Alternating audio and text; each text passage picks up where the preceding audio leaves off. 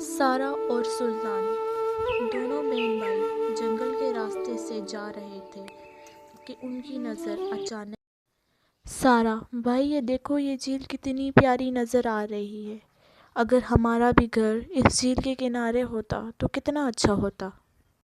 یہ کہہ کر سارا اور سلطان گھر کے لیے روانہ ہو گئے۔ سارا اور سلطان اور ان کی فیملی پہلے بہت امیر ہوتی تھی۔ یہ لوگ دل کے بڑے اچھے تھے، ہر ایک کی مدد کرتے تھے۔ پھر سارا اور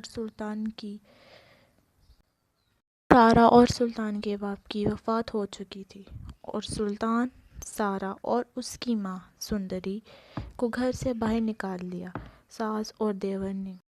تب سے یہ لوگ ایک چھوٹی سی جھونپڑی میں رہتے اور بارشوں کی وجہ سے جھونپڑی میں آئے دن پانی آ جاتا ہے اور روز بروز ان پر نئی پریشانیاں آتی جا رہی تھیں۔ ساس اور اس کے دیور بڑا خوش ہوتے ہیں کیونکہ اب وہ سب کچھ خود ان کا ہو چکا تھا۔ ایک دن سارا کو بہت بھوک لگ رہی تھی اور گھر میں کچھ نہیں تھا، تو سارا اور سلطان جنگل کی طرف چلے گئے تاکہ کچھ پھل مل سکے۔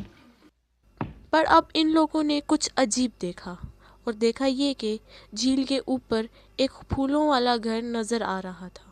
سارا اور سلطان اس لحاظ سے آپس میں بات کرنے لگے۔ سارا بھائی یہ کتنا پیارا گھر ہے، آؤ ہم اس گھر کے اندر چلتے ہیں اور دیکھتے ہیں کہ اندر کیا ہے۔ یہ کہہ کر دونوں اس گھر کے اندر چلے گئے۔ جب یہ اس گھر کے اندر چلے گئے تو وہ گھر پانی کے اندر چلا گیا اور وہاں ہر طرح کا کھانا بھی رکھا ہوا تھا۔ یہ دیکھ کر سارا اور بھی خوش ہوئی۔ سارا بھائی اب ماں کے ساتھ اس گھر میں رہنے لگتے ہیں اور یہاں تو بارش کا پانی بھی نہیں آ سکتا۔ سلطان ہاں سارا، یہ گھر تو ہمارے پرانی محل سے بھی زیادہ خوبصورت ہے۔ تب سے یہ تینوں لوگ اس گھر کے اندر رہنے لگے۔ سارا کی ماں سندری ان دونوں کو سمجھاتے ہوئے کہہ رہی تھی کہ بیٹا، اچھے کرم کا اچھا نتیجہ ہوتا ہے۔